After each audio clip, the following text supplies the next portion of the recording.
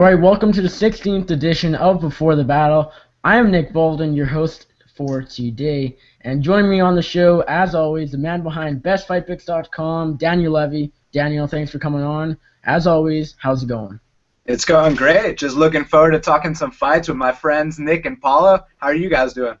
Not too bad at all. We have a ton of MMA to talk about, including UFC Monterrey, including a huge upset this past weekend, WSOF, Bellator. We'll get to it shortly. But, of course, as always, joining us, a writer for today's Knockout and Sportsnet.ca. Go Paolo back on Before the Battle. Paolo, how's it going? Hey Nick, hey Daniel. Always happy to be back, and yeah, just glad to talk some fights, break down some cards, and yeah, the last card hasn't set, it's just finally setting in. Yeah, no kidding. So let's get right to it. UFC 193. Overall, it was a good card from Melbourne, Australia. Barely broke the UFC's attendance record, but even though they barely broke it, that is still huge. Right around 56,000 people in the arena to see Holly Holm become the new women's bantamweight champion with a second round knockout over Ronda Rousey. We will a little bit talk about the rest of the card, but this upset is completely overshadowing all the other good fights, including another title fight on the card. So Daniel, I do want to talk about this upset a fair bit, but first off, what was your initial reaction when Holly Holm was victorious on Saturday night? I couldn't believe it, Nick. It was crazy. Just as I'm starting to celebrate my sharp pick of Whitaker, Ronda Rousey gets knocked out with a head kick. I mean, it's almost like I got knocked out. I just thought that she was going to retire undefeated, that she was invincible. And, the same lesson I learned with Anderson Silva versus Chris Weidman, I learned again with Ronda Rousey versus Holly Holm. Yeah, no kidding. No one is unbeatable, although they may seem that way. Ronda Rousey submitting everyone in a matter of seconds, but she suffered her first loss, and it was insane. So, Paulo, what was your initial reaction, if anything, other than just OMG, we have a new champion? It's tough to say because I did put like a small bet on Holm, only half a unit, so it's not like I expected her to clown Rousey. No, yeah. But I thought that if Holly Holm was able to like keep the fight standing, I knew Rousey would struggle against her because Holly's such a super technical fighter and she's not afraid to get hit, man. A lot of the girls Ronda faced, they probably panicked in there, like look at what Kat Zingano did, and Betch Correia, she just knocked out just like that. But Holly Holm, man, she's well composed on the feet. So when the fight stayed standing, I was like, oh, Ronda's probably going to be in a little bit of trouble. But that head kick, though, at the second round, I was like, fuck, I did not see that coming. Now, Ronda Rousey, a lot of people are saying, oh yeah, she lost because her mom was talking trash about her coach Edmund. She lost because she doesn't have a legit coach. She lost because she was too confident. She was too this, too that. Do you guys believe that all of these factors were fight-changing negatively for Ronda Rousey, or does Holly Holm simply have Ronda Rousey's number? Daniel, quickly give me your thoughts on that. Well, at least Saturday night she had her number. I mean, it's not a matter of what her mom said or this or that. If you watch this video that Faraz Zahabi put out with the analysis of what went down, I mean, Holly Holm was just really well prepared, and she was the better woman that night. That's all there is to it. Now, Paulo, did the fight come down to the fact all of these factors going against Ronda Rousey, or was simply Holly Holm overlooked? What was it? Her game plan developed, of course, with Mike Winkeljohn, Greg Jackson over at Jackson's MMA. Was it simply the fact that she had the game set, she had the mindset to defeat Ronda Rousey? Yeah, it's a little bit of both. They completely maybe not completely, but like maybe they overestimated themselves. I'm gonna go the other way, because if you see like what a lot of the media people are doing, is that you see like a lot of them are like calling Rousey one of the best strikers ever, and like I'm like, no, she's not. But like she's built up so much hype that it's sort of like, I don't know, I guess made people's perception a little. Maybe people overestimated her overall, and they just didn't notice the flaws in her in her boxing game, and Holm exposed that totally. It was like a boxer against a mixed martial artist in a kickboxing contest, and that's what happened. So I don't think they underestimated them, but I think everyone overestimated Rousey in her camp. Do you think this kind of shows now that a boxing can be dominant in MMA rather than just wrestling? Because oftentimes people will say, yeah, well, you have boxers who will do awful in MMA because they'll get taken down and grinded up. I would agree with that if the boxer has absolute no takedown defense.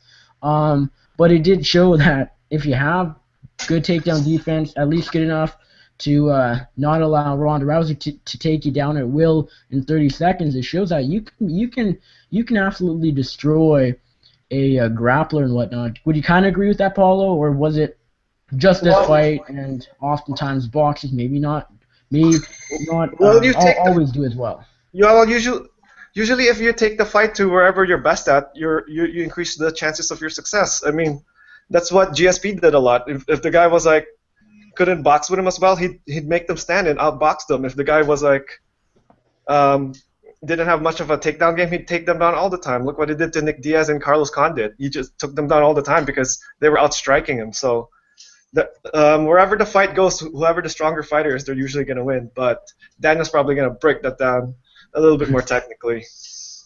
So, Daniel, what are your thoughts on that? Boxer versus wrestler, boxers versus MMA fighters. Is that kind of was this the fight that ended that debate, or can it still go on afterwards?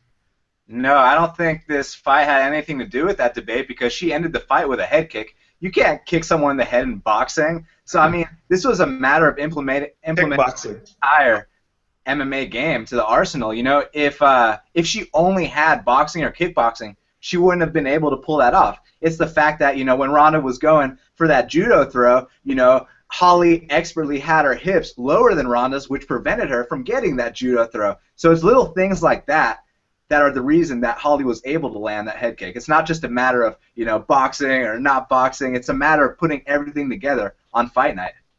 Now, lots of people are saying you do Ronda Rousey, Holly Holm, the rematch right away, and that seems to make somewhat sense simply because pay-per-view-wise, attendance-wise, everything numbers-wise, that would be huge. I don't know if it would break UFC 100's records of pay-per-views and whatnot, but it would come close. It would break 1 million. Even now, that nowadays when million pay-per-views are very hard to find, even Jones Cormier couldn't break that. Even Conor McGregor, Mendes, even Rousey. I think that would break it. It would break lots of records. But the thing is, Ronda Rousey did not look good against Holly Holm. There was nothing in her game that showed to me, that told me maybe she can beat Holly Holm one day. Maybe she can improve her boxing enough. Maybe she can, but I don't think she can. I would pick Holly Holm in a rematch. Daniel, do they do the rematch right away? Should they do the rematch right away? And in your opinion, what should they do?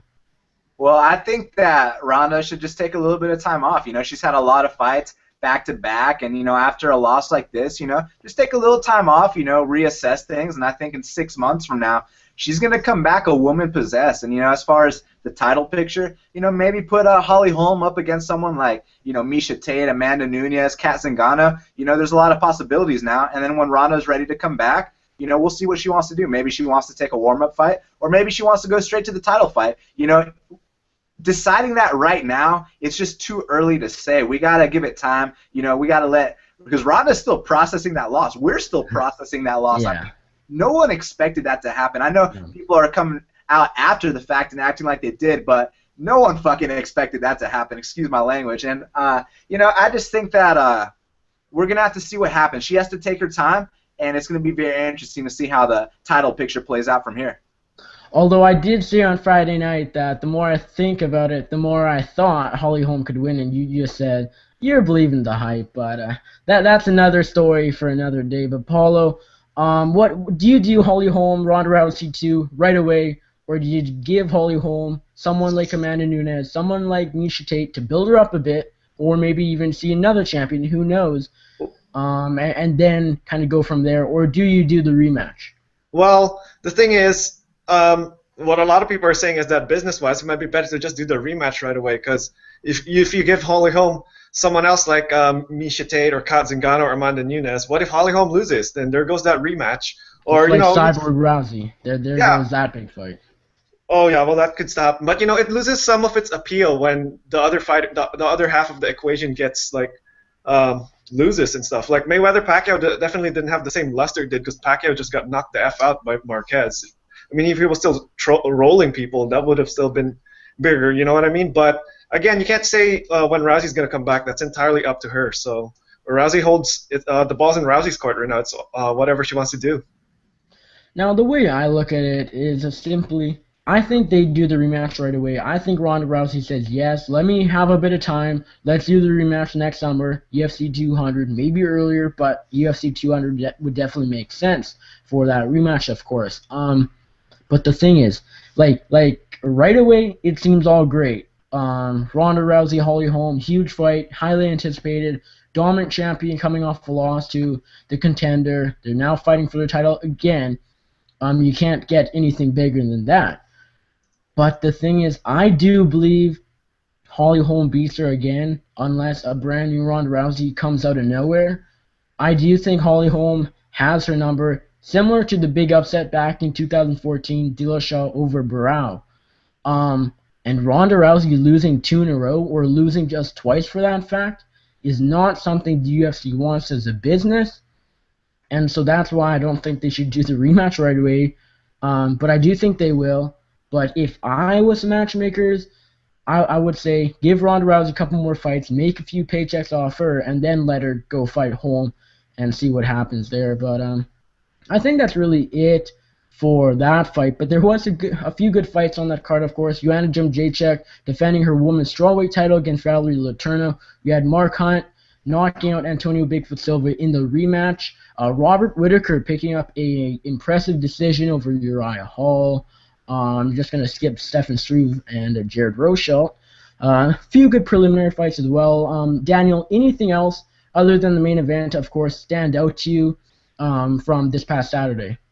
Yeah, Robert Whittaker is a stud, and I cannot wait to see what he does next. Maybe Robert Whittaker versus Derek Brunson. What do you guys think about that? I like that fight. I like that fight. But one fight I do want to see actually is a Vitor Belfort versus Robert Whittaker. I'm down. Yep.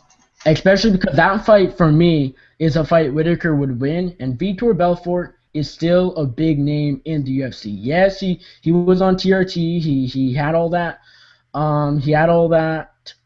Controversy, but he's still a legit middleweight contender. And Robert Whittaker, I think, beats Vitor. I think he's up and coming. I think he's better than a lot of people higher than him, and that would be a huge matchup for him. But sounds like you just mentioned, it sounds like Vitor may be fighting Anderson in 2016, but we'll see what happens. But honestly, whoever Whittaker fights next, I'll be watching. The kid is amazing. I can't believe I picked Brad Tavares against him, but he proved me wrong in that matchup. But I really like the guy. I think he's a top threat to the top of the middleweight division. So, Paolo, anything else to you stand out on UFC 193? Of course, other than the big upset, which have media sites just going crazy even now. How about Joanna Jędrzejczyk? I mean, that fight definitely flows on. Now, that fight definitely got buried now. I thought this would be like a good place for Joanna Jędrzejczyk to, sort of showcase herself right around the wave, right? But what happens was that fight didn't go as a lot of people thought. I know a lot of people bet the under and Joanna in the distance props those, and a lot of those bets lost. But she still put on a clinic. She still beat up Valerie Letourneau. She set didn't she set like a title record for most significant strikes landed? I mean, that's crazy. And then I think she did. UFC tweeted it. And then the longest women's fight in the UFC history. I guess that's something. That's a good point. Yeah, for sure. But no, she landed over 220 something strikes, man. That's crazy. Yeah, she did look good against Joanna. I mean, like, she did look good against Valerie, but honestly, I was impressed with Valerie Letourneau. I thought she was just going to get absolutely starched. I underestimated or overestimated Joanna here. I mean, like I underestimated Valerie, but she looked really good, and I was overall impressed despite her losing clearly. The fact that she was able to hold her own in the striking department, at least early on, the fact that she actually took Joanna down like once or whatever, overall I was impressed, but she, of course, just all around, what wasn't good enough to win that championship. Now, Daniel, um, before we move on to what's coming up, anything else you want to talk about regarding UFC 193? I mean, if you guys want to keep talking about Robert Whittaker, I'm down. Say what you got to say. We don't have all day, but go ahead. Yeah, I mean, you guys got to keep tuning in because this kid, I'm telling you, I mean, I've been telling you, he's the real deal. You know, a lot of people say he's too small for the weight class, and I disagree. You know, the weight cuts to 170 were getting really rough, and, you know, he temporarily lost his hearing during one of those weight cuts, but now at 185 pounds, you know, he's like you know, it's David versus Goliath out there, and he's David, you know what I'm saying, man? He's that little guy beating up all the big guys like Frankie Edgar, so I got a lot of respect for Robert Whittaker.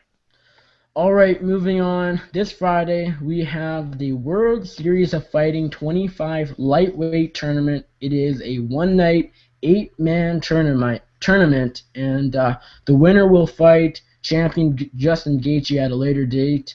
So, Daniel, we have a bunch of good matchups. We have Mike Ricci on the card, Luis Palomino, Brian Foster, a bunch of other pretty big names. Jason High, UFC veteran, not in the tournament. He's on the prelim card. He is fighting, though, on a Friday. Who do you think is going to go pretty far? Who do you have in the finale? Who do you think is going to win and win that title shot? All right, so my prediction for the WSOF tournament finale, I got Islam Mamedov versus Brian Foster, and then I got Mamedov taking the victory. So I think Islam Mamedov is going to win the entire tournament, and he's going to be the guy that faces Justin Gaethje for the title. All right, Paolo, who do you have winning the tournament? Who do you have in the finals, semifinals, anything like that? Anything you want to mention about WSOF 25? Go ahead. I think LaRue Burley's going to win because I think he's going to be replacing one of the fighters who's going to make it to the finals. I mean, you got to fight 2 fights to get to the finals. And as we saw in the Bellator event for the 4-man tournament, King Mo didn't make it to the finals. It was Francis Carmel. So maybe LaRue Burley versus Islam Mamedov. You know, I think Mamedov's gonna relatively have take the least amount of damage because he has the ability to. So he might be able to save himself all the way to the final. Although what I really want to say is Mike Ricci for the win, man. So if nobody gets injured, Mike Ricci versus Mamedov. All right, moving on. Bellator 146. We have all I want to talk about is the main event. We have Hisaki Kato taking on Melvin Manhoff. Bellator 146 main event. Daniel, who do you like in that middleweight matchup? You know, all respect to Melvin Manhoff. He's a legend in the sport, but you got to go with Kato at this point. You know, when you got striker versus striker, and one guy is at the end of his career, and you know he's been knocked out a bunch, you got to take the fresher guy. And not only that, but he's got some physical advantages as well. His confidence is sky high, so I think he's going to knock out Melvin Manhoff. And Paul, are you leaning with the veteran in Melvin Manhoff, or are you going with Hisaki Kato for? I want to say the slight upset. I can't recall what the odds are. They're very close though. I'm not sure if Daniel you have them right here, but I think they opened at a pick'em, but some people bet Manhoff, and then he became the slight favorite, and then now people are betting Kato. So now Kato's at minus 140, I think, something like that. So okay. yeah, I'm going with Kato here. Like for everything Daniel said, Melvin Manhoff's at the end of his career. I don't want to say glass jaw because that's a little bit respectful, but he does get. I think all these losses he's been getting knocked out. Lawler knocked him out. Schilling knocked him out. Who else? Shlemenko knocked him out with a crazy spinning back fist. So. No, Kato by knockout. Round 1. Make it round 1, yeah. Yeah, usually I go against you guys, but I have to go with Hisaki Kato here. I think he probably finishes Melvin Manhoff, who of course is nearing the end of his career. And he told me recently he wants to retire as the Bellator champion, which would be amazing to see. But honestly, this is a must-win fight. He needs this win if he wants to kick off that road to Bellator Gold. And I'd like to see it. I hope it happens. I'm a fan of Melvin Manhoff, but Hisaki Kato, he has a momentum riding him right now, coming off that big knockout win over Joe Schilling. And I don't know. I think he probably finishes Melvin Manhoff, who, of course, doesn't have the best chin in the world, as Paolo mentioned. So I wouldn't mind seeing Manhoff take this, but I think Kato will pull it off. Anything else, Daniel, you want to talk about Bellator 146 before we move on to Saturday's UFC card? Yeah, maybe that Jordan Parsons versus Bubba Jenkins fight. It could be pretty interesting, If Jordan Parsons, he's been training at the Black Zillions. Neil Melanson, that's their new grappling coach, and that guy's a beast. So if he's been putting in some work and he can stuff a couple of Jenkins takedowns, that fight could be really interesting. So pay attention to that one.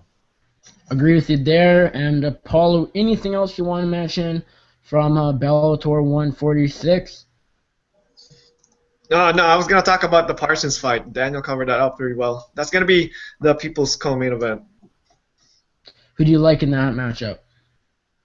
I don't know yet. I think I'm going to go with Parsons for the upset here. Yeah, I'm going to go with Parsons for the upset. I haven't really done my research for that card, so I can't really say much about it. But from what I'm thinking, Bubba Jenkins, he's a little bit overhyped. All right, moving on. We have UFC Fight Night 78 from Monterrey, Mexico on Saturday, November 21st. And for Fight Night, it was pretty good. Of course, mixed in are some tough Latin America 2 bouts, which aren't the most pleasing unless you thoroughly have watched The Ultimate Fighter, which I know, Paulo, you have, so we'll talk about that in a little bit, but not too many people have, so we'll see how it goes. But one fight I do want to talk about is actually the first fight of the night. We have Valmir Lazaro taking on Michael Prazeres. Daniel, who do you like in this lightweight matchup? This is a really good fight, and it's really flying under the radar. Michel Prazeres, Kevin Lee came on my show Half the Battle, and he said it perfectly. Michel Prazeres is a bull, and that's exactly what he is. He looks to just bully you, dominate you on the ground, possibly submit you. But Valmir Lazaro, he trains out of Nova União, and if there's one thing that they're known for besides their dynamic striking is their takedown defense. So I think in the first round, Lazaro's probably going to get taken down, but as the fight progresses, I think Prazeres is going to slow down a little bit, and Lazaro's going to start to tee off and possibly take that 29-28 or that late TKO. All right, Paul, are you going with Valmir Lazaro or Prazeres? I'm going to go with Valmir Lazaro for all the reasons Daniel stated. Yeah, he's from the Nova União camp, and he's got really good takedown defense. And Prazeres will likely gas out first between the two, and Lazaro likes to fight a fast-paced kind of fight. So when Prazeres basically tries to grind out or take Lazaro down and can't do it or has a tough time doing it and gasses himself by the middle of the second round, I think Lazaro's just going to take over and maybe finish him or get a decision win. But it might be close, but I'm favoring Lazaro. Yeah, I think this is a close fight, but I do like Valmir Lazaro like you too as well. I think he'll just be the fresher fighter by the end of the 15-minute fight. Prazeres doesn't have the best gas tank. I think that'll show again in this fight. Like you guys mentioned, of course, Lazaro training out of a great camp, Nova União, with obviously he's probably too big to train with former bantamweight champion Renan Barão, but I wouldn't be surprised if he gets in rounds with Jose Aldo, etc. But overall, I do like Valmir Lazaro here. Probably doesn't finish Prazeres, who's overall pretty tough, but I do like him to take the victory. All right, moving on, the opening fight of the Fox Sports prelims, we have Gabriel Benitez taking on Andre Fili. Daniel, who are you liking in this featherweight matchup? I'm kind of on the fence for this one. It's a really good fight. I think that Andre Fili, he's got a lot to prove. And, he had a lot of hype coming in. A lot of people thought that this was a top featherweight prospect to watch. And, he's very exciting. He just had, a couple of minor setbacks. It's not like he ever got dominated in a fight. He just got caught, twice by two really good guys. And this is going to be a very telling fight because Benitez is a veteran, and he's still getting better every single fight. And, he's one of the better guys to come out of that tough Latino America house. Yair Rodriguez and Chito Vera, they're all really good too. But, man, I'm on the fence here. Who do you guys got? I'm liking Andre Feely. I am a bit biased because I am a fan of Team Alpha Male and all their fighters, but I will say this guy, he hasn't been able to prove himself completely against competition and whatnot. I think this guy is legit. He's a top prospect of the 145-pound division, but like Daniel mentioned, he's had a lot of setbacks recently, especially. Who's the guy he just fought? I can't recall the name of him. The Brazilian guy who Pepe. Pepe. Yeah, he got submitted by Pepe very quickly, and I think usually Feely wins that fight, but of course he just got caught, or maybe he has his number. Who knows? But like I mentioned with Holm Rousey, but I Well, do like Feely. He's training out a better camp. Gabriel Benitez really hasn't been all that impressive. Like, yes, he won Clay Collard pretty handily, but Clay Collard, come on, this guy really isn't anything special. Unless you count guys that missed weight and whatnot. But I don't know. Andre Feely, this guy has a lot of potential. He hasn't shown all of that, but I think this may be the fight where he does. And I like him. Maybe not inside the distance, but either way, I think it'll be a pretty big victory for him. Now, Paulo, who do you like, Benitez or Feely? I really want to pick Benitez, so but because last time I didn't pick Benitez, but I just said, can't count out Mowgli. This guy's gonna deliver, and he actually upset Clay Collard, and I was like, whoa, man, this no, like Daniel said, Benitez is one of those better tough Mexican fighters. I think people just write him off because it's tough Mexico. There's nobody possibly good there. But Philly's like such a much better striker, man, and the only way I think Benitez could beat him is Feely doesn't totally show up, which could happen. I mean, who knows? Maybe he has an off night and Benitez just keeps the pressure and beats him via the judges. But I don't think he's gonna do a flying armbar on him like Pepe did or anything like that. So And you never know. Benitez training down. He's from Mexico. Of course, this fight will be in Mexico, so you never know. Hometown advantage is always nice. Daniel, are you still on the fence, or are you going with? Do you have a side yet? I'm gonna wait towards the weigh-ins first. I want to see how their weight cuts went. I want to hear some pre-fight interviews. Because this is gonna be a very telling fight. It's gonna be a turning point fight for one of these guys, for both of these guys actually. All right, moving on. We have a bantamweight matchup between Alejandro Perez, the tough Latin America 1 winner, taking on the veteran Scott Young Guns Jorgensen. This fight I'm looking forward to. Daniel, I know you're already picking Perez. You're fading Scott Jorgensen all the way. Let us know why right here, right now, live on Before the Battle. Well, first of all, I got to give you credit because, everyone went against you when you picked Patrick Williams to defeat Alejandro Perez, and I said you were crazy for that pick, and then Perez got finished in about 20 seconds.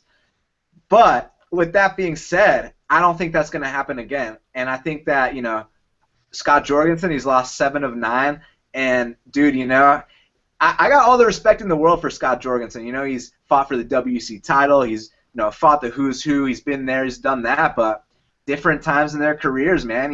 Alejandro Perez is training at AKA with the champ, with the former champ, and with all these dudes. And I think he's going to come prepared and he's going to get the victory in Mexico. Paulo, are you liking Alejandro Perez, or are you going with Scott Jorgensen in this bantamweight matchup?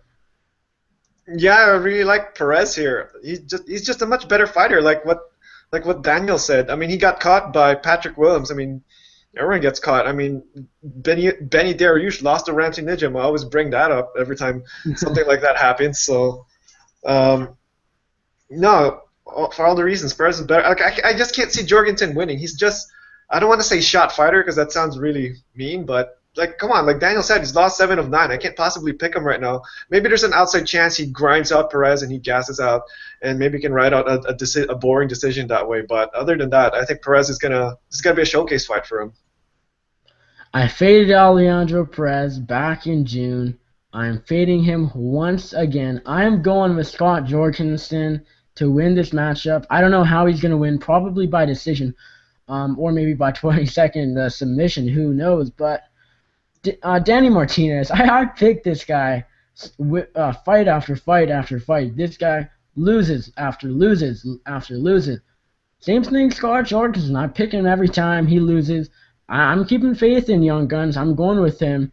But honestly, it wouldn't shock me if Perez wins his fight. He's obviously a lot younger, the fresher fighter. Scott Jorgensen, this guy, I like him. I respect him. He's a great guy to have on your show.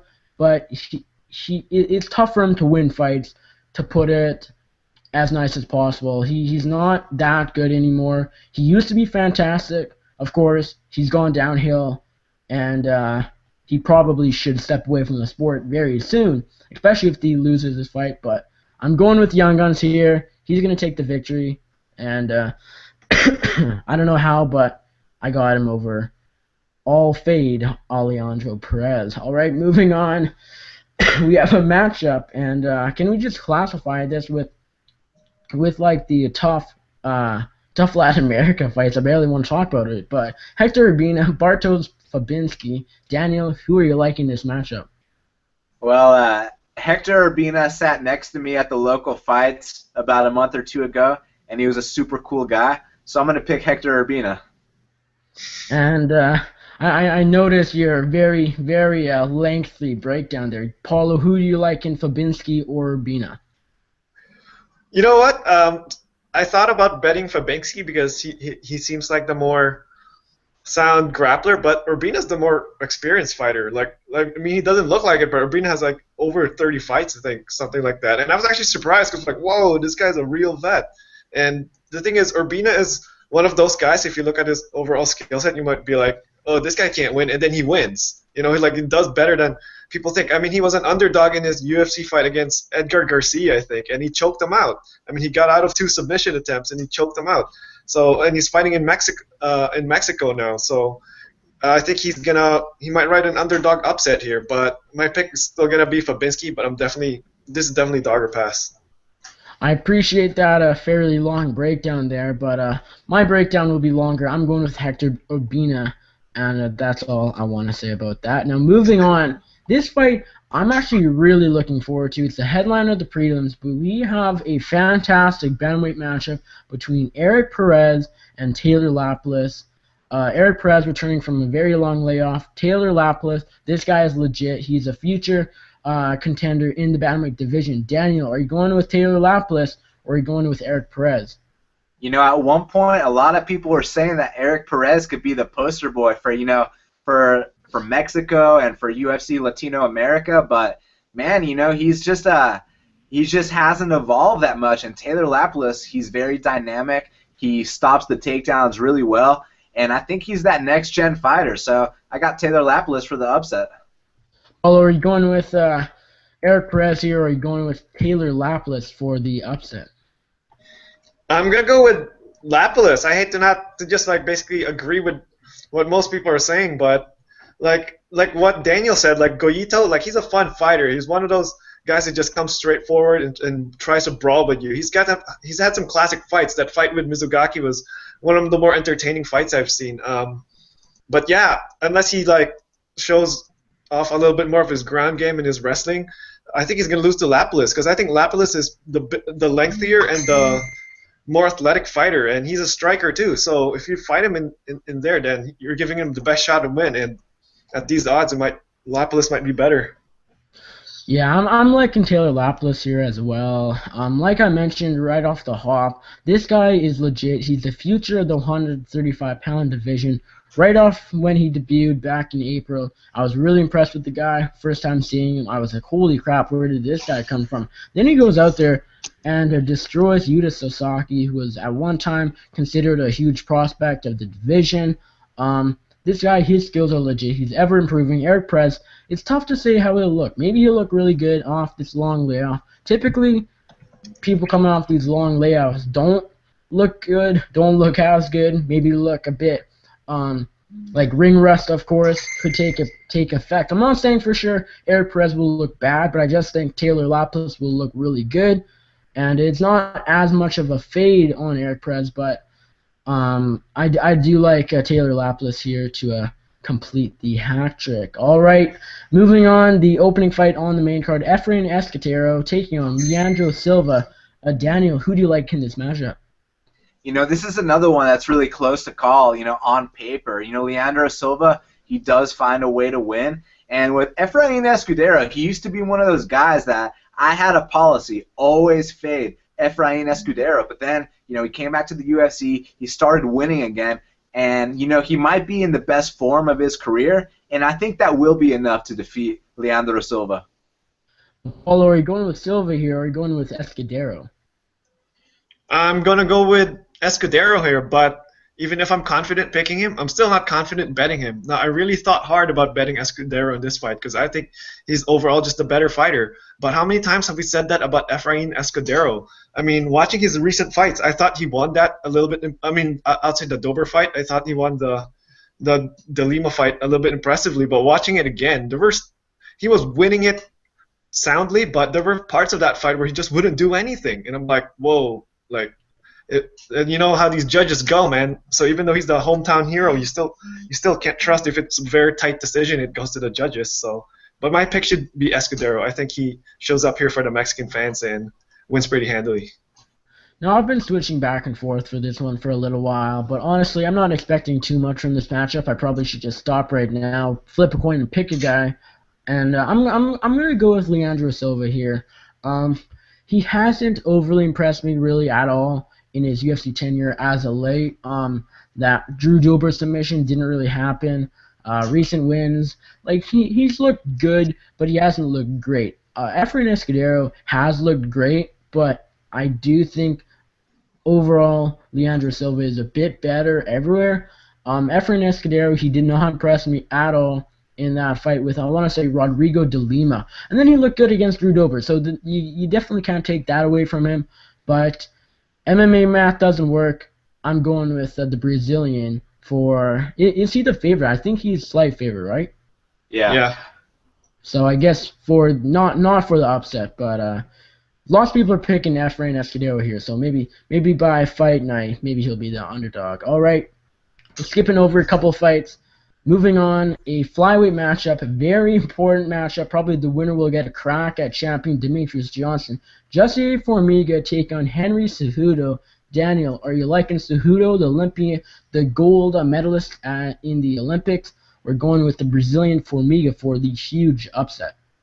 I'm absolutely liking the USA gold medal Olympian. I mean, this guy's just such a stud, and my favorite thing about him is not the fact that he's a gold medalist Olympian. It's not the fact that he's a Golden Gloves boxer. It's the fact that, I mean, this guy knows how to perform under pressure. He's a winner in every sense of the word. And, with Formiga, he's very dangerous. He's very opportunistic. And he can take your back like it's no one's business. But if there's anyone that can stop that, it's Henry Cejudo. And, I'm going to even go as far as saying that Henry Cejudo is going to be the first guy to actually give Demetrius Johnson a serious fight in his UFC flyweight championship history. Paolo, are you going with Formiga here, the big underdog, or are you going with Henry Cejudo, the undefeated Olympic gold medalist?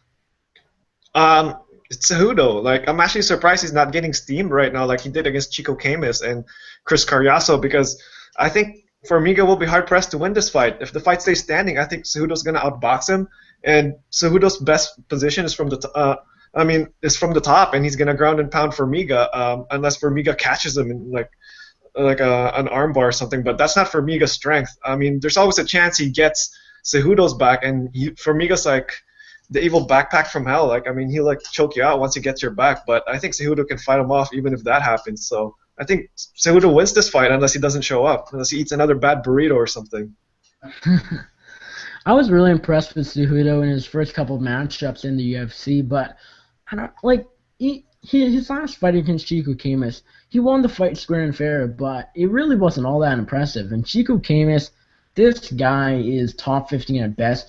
Justin Formiga is legit top 5 competition. I'm going with Cejudo here, but I wouldn't be surprised whatsoever if Formiga is able to win this fight and without even pulling off a lucky submission. This guy, for all we know, I think there's a good chance Formiga is just better than Cejudo everywhere. Cejudo did not impress me whatsoever against Chico Camus. just he Formiga, like I said, legit top 3. He's ranked number 3 for a reason. He beats Zach Rakowski, who gives John Dodson toughest test. And yeah, as I said, MMA that math doesn't work, and it still doesn't. But I don't know. People are overestimating Cejudo. He should win, but I can't believe he's like what, a minus 400 favorite, something like that. That's insane. Honestly, he should be favored, but very slightly. I wouldn't be surprised at all if Formiga is able to win. I don't see either. I don't see a stoppage from either side here. Cejudo. It was mentioned on Daniel's podcast earlier tonight on Half the Battle that Cejudo last knocked out a guy that was something like 1-20 and submitted a guy that was like 0-7. So this guy doesn't finish high-level competition at all. But Formiga, he doesn't finish too many fights as well. Honestly, it's a fight where it could be fun, but personally I don't think it'll be the best fight ever. But two high-level guys. We'll see what happens on Saturday night. Now, moving on, the co-main event of UFC Fight Night 78, we have Diego Sanchez in his featherweight debut against top contender Ricardo Lamas. Daniel, first off, is Diego Sanchez going to make weight, and are we going to see this fight happen? And if we do, who do you like? Yeah, he's going to make weight for sure. He's never missed weight ever in his career. But will he look good on the scale? That's a different question entirely, and that remains to be seen. We'll have to find out tomorrow. It's gonna be very interesting, and I'm not sure what I think about this fight. Obviously, you got to favor Ricardo Lamas. I mean, he's the favorite for a reason. But in terms of trusting Lamas for a pick, first of all, his chin is questionable. He's been knocked out 3 times in his career. And when he had the opportunity to fight for the title, it's not like he really tried to seize the moment. He kind of ran away from that fight. So I kind of question his will to win a little bit. But, I mean, I know he's a really technical guy. I know he's really good. But if there's anyone that has a will to win, it's Diego Sanchez. But, Lamas is probably going to catch him somewhere along the way. But I'm going to be rooting for Sanchez here. All right, Paul, are you going with Diego Sanchez, the dream, the nightmare, the whatever, or are you going with Lamas for the huge favorite win? Well, I'm going to have to – my pick's always going to be tentative because, like Daniel said, I really want to see what Diego Sanchez looks like on the scale. I mean, if he looks as bad as – like, I don't know, if he looks like Casper up there, I'm going to be like, oh, man, damn, poor Diego. I mean – or James Irvin, I should say. That's one of the worst-looking weight cuts I've ever seen. James Irvin at 185. If he looks like that on the weighing scale, I'm like, oh, man, Diego, what have you done to yourself, buddy? But, if he looks good and if he looks re-energized up there, I'm picking Diego, man. You heard it from me. If Diego looks good in the scale, Diego Sanchez for the win. I don't care what the odds say. I'm going to bet Diego Sanchez. He's probably going to be plus 700 because people are going to ride the Lamas hype train and say, oh, Lamas is going to knock this guy out. Lamas is going to tool him. But I don't think so. I think if it gets into a brawl, Sanchez has more of the fighting spirit at that, and he's gonna make Lamas quit when he gets into a brawl with him. And then when it comes to the wrestling, freaking Sanchez can wrestle, man. People forget that because this guy's always just brawling all the time. So wherever this fight goes, I think Sanchez will be competitive, provided he's healthy. Now, first off, Diego Sanchez, I'm not confident he's going to make weight. The fact that this guy was a middleweight, he's pulling a BJ Penn and going down to the featherweight division. And even if he was fighting at lightweight or at welterweight, this guy, he just hasn't looked good over the past few years. Like, I don't have his record up in front of me, but past few, he's lost. He's actually coming off a win, but of course that wasn't a win. That was just a horrible decision against Ross Pearson. We all know that. Diego Sanchez, his only way, in my opinion, his only way of winning this fight is if the judges give him the fight. I can already picture in my mind Ricardo Lamas, 30-27 sim. And by a split decision, Diego's, it could happen. But I actually think, because when guys move down in weight, especially when they're declining, their chin is not going to be nearly as good. Diego Sanchez has always been durable. But will this be the time, one of the first times he gets knocked out legitimately? I actually think so. I like Ricardo Lamas inside the distance to knock out Diego Sanchez, which may come to a surprise of many, but if you think about it, this guy was a middleweight, a welterweight for a while, a lightweight most recently. Now he's a featherweight. That's if he makes weight. His chin's not going to be there. He's going to get knocked out on Saturday night. Now, moving on, main event of the evening, we have, it's not Matt Brown. It's supposed to be Matt Brown. He pulled out. We have Neil Magny taking on Kelvin Gastelum. Pivotal welterweight matchup. Neil Magny currently number 13, Kelvin Gastelum number 15. That's only because he was forced up to middleweight in his last matchup. Probably should be right around number 10 or even higher with a few good wins over Rick Story, Jake Ellenberger, etc. But Daniel, who do you like in this 5-round main event on Saturday night? You know, when it was initially supposed to be Matt Brown versus Kelvin Gastelum, I was going to go with Matt Brown, but now I'm going to have to go with Kelvin Gastelum. And, you know, Kelvin was taking Matt Brown extremely seriously, as everyone should, because, you know, it's Matt Brown. So I know he's coming in shape for this fight. And with Neil Magny, he's stepping up on short notice like he tends to do. And, you know, he's a really interesting guy to watch. You know, we've seen his evolution, like his whole career progression, and he's been getting better. He's really coming into his own. But I think Kelvin is going to get the victory here. I think he's going to prevail, you know, with his pressure. He's going to take him down. I think he's going to choke him out at some point. Paul, are you going with Kelvin Gastelum here, or are you going with Neil Magny for the slight upset? I think it's going to be a really close fight, actually. I think it might be a back-and-forth fight at some point. I think the consensus vote is in the early rounds, Kelvin Gastelum is going to put on the pressure on Magny and get him into deep waters. Because if you notice in a lot of Magny fights, that guy just gets into trouble in most of his fights, man, for some reason. And then he digs himself out with his amazing cardio in his heart, and he wins the final rounds, or he submits them or finishes them late. But I don't know if he can do that to Gastelum. Gastelum's really tough, man. I mean, this guy went toe-to-toe with Rick Story, and I know Rick Story doesn't have a lot of knockouts, but that guy hits pretty hard. And he survived Tyron Woodley. I mean, Tyron Woodley is one of the hardest hitters in the division, and he went toe-to-toe with him after missing weight, after being put in the hospital. So I think Gastelum wins this fight 9 out of 10, but most of the time. But, you know, he had trouble against Nico Moscate, who was a pretty lengthy fighter, and Magny's a pretty long guy, too, with a pretty long reach. I think it's going to be a tough fight, but Gastelum's got this.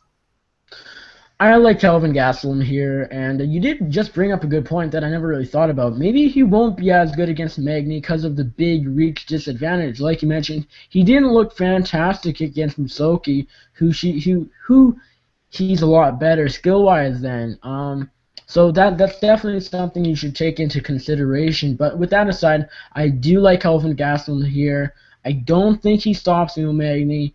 I'm really high on this guy. Honestly, if he can get his weight issues aside with the UFC paying George Lockhart to get his weight down and whatnot, I think this guy is a future UFC champion. He's 23, 24 years old.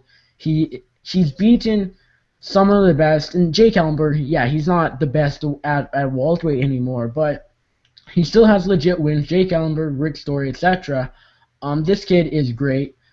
He looked terrible against Tyron Woodley and still went to a split decision. Honestly, I think this guy, even now, is one of the best. I think he will be the best at one point. Neil Magny, I'm really high on the guy. I picked him against Damian Maia not too long ago. I picked him so much. Stop the Eric Silva love fest. It's all Neil Magny, but I got to go with Kelvin Gastelum to grind out a decision.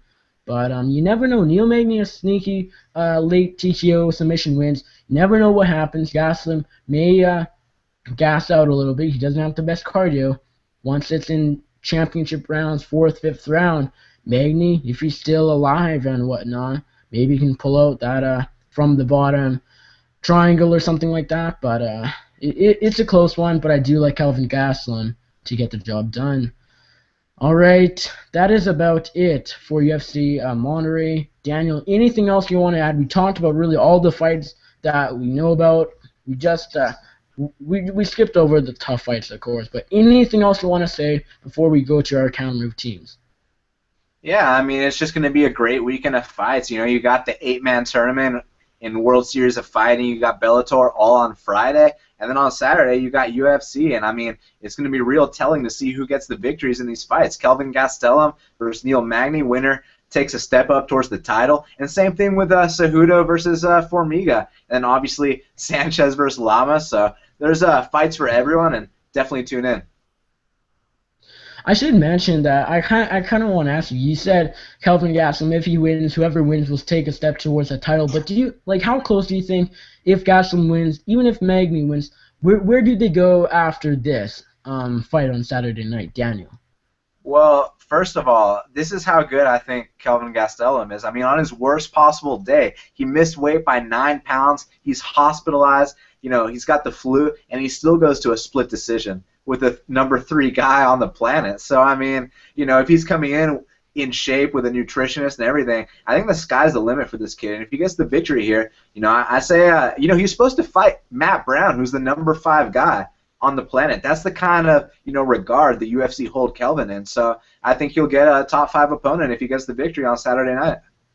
All right, Paolo, anything else you want to add about anything, WSOF, Bellator, UFC, even Ronda Rousey, Holm, whatever, anything else you want to say before we go to our Kountermove teams? I'm just really interested to see who's going to get the highest ratings out of all the TV shows. We can obviously say that can't speak. WSOF is going to be 3rd in the ratings, but I mean, they're having a really big event, the 8-man tournament, and that could bring in some ratings. And with fans love tournaments, so yeah, of course they never work out. So yeah, we'll see, because tournaments tend to be crazy, man. Something crazy goes on. There's a lot of finishes. There's gonna be some fluky things going on and stuff. It just has a different vibe to it. And I mean, this is a throwback to way back in the day. I think even before you were born, Nick. All the way back then. So it's always fun that way. Yeah, no kidding. You mentioned crazy things happening at tournaments. Phil Davis getting 2 stoppage wins at the last Bellator tournament. You can't get any more crazy than that. 1 round. Yeah, no kidding. First round. Then again, it is Francis Carmont we're talking about. But anyways, so Daniel, do you want to go through your Kountermove team, your 5 fighters on your team? You think you're gonna pick up the most points and whatnot. So if you have that up, you have that ready. Who are your 5 fighters on your Kountermove team? Nick, I'm always ready. I got Kelvin Gastelum, Neil Magny, Taylor Lapilus, Alejandro Perez, and Valmir Lazaro. All right, and Paula, who do you have on your Kountermove team? Okay, I've got Kelvin Gastelum. Actually, the funny thing is Kountermove's missing 2 fights, so this isn't my final team yet. I'm hoping they add the 2 fights they're missing, because I want 2 fighters from those fights. So right now I've got Gastelum, Lazaro, I got Lapilus, I got Montano, and I got Cejudo. All right, and when I went into my Kountermove team just now, I had Efrain Escudero in it, and obviously I'm picking Silva, so I'm not sure. Maybe I've been flipping back and forth, and maybe when I made that I had Escudero. But anyways, I do have Kelvin Gastelum to pick up a dominant decision over Neil Magny. I have Henry Cejudo to probably beat Jesse Formiga, grind him out with his wrestling, probably stand up as well. Not too sure about that one, though. Close fight. Valmir Lazaro, I think he beat up Prezeres pretty easily. Taylor Lapilus, big win over Eric Perez, probably a stoppage there. And Andre Fili, I do think he beats Benitez and possibly stops him. So that is it. We've gone through Ronda Rousey, Holm, Ronda Rousey, Monterey, WSO of Bellator. Daniel, appreciate the time. Let us know where we can find you on social media, and if anything else coming up with your website and whatnot. Yeah, obviously you can find me at Best Fight Picks, bestfightpicks.com, and I'm very proud to announce that my show Half the Battle is finally on iTunes. So go subscribe to that, give it a 5-star review, and if by some chance you don't use iTunes, Half the Battle is also on SoundCloud and YouTube. So go subscribe to that as well, and all the Half the Battle episodes are there for you to enjoy. Obviously just put out the Benny Dariush interview, had a post-fight reaction to Ronda getting knocked out with James Vick, and this Sunday I got 18-1 Jimmy Rivera on deck. So tune in. All right, and Paula, where can we find you on social media? All your writing, everything else. What you got coming up this week? Okay, so check us out. Well, actually, check me out at Paolo MMA, and then you can check us out at Today's Knockout and at Sportsnet. At the moment, I've got something planned for the Monterey card, but I'm still waiting for the weigh-ins and stuff like that because a couple of the fighters I really have to be sure how they perform. So, and for Today's Knockout, I got something on World Series of Fighting and the tournament, and I'm working on that right now. All right, you can follow me on Twitter at NickUFC. You can check out my website, mmagr.co. We'll have coverage for UFC Fight Night 78, results, weigh-in results, some post-fight coverage as well, so check that out. Check out my other weekly podcast, MMA Junior Radio, hosted each and every week with John King. This past week, we had a fantastic episode, only one guest, but he was great. Michael McDonald, the UFC bantamweight contender, on the show, talking all about his return early next year against Masanori Kane-Hara, what he's been up to during these injuries, during his 2 years away from the sport. So great interview there, about half an hour, so go check that out. And yeah, so obviously I write for Bloody Elbow and MMA Sucka, so I'll be doing writing for them. I'm doing 3 recaps for UFC Monterey, for Bloody Elbow, and right now that's about it. So with that, thanks to you guys, of course, for tuning in, and with that, enjoy the fights.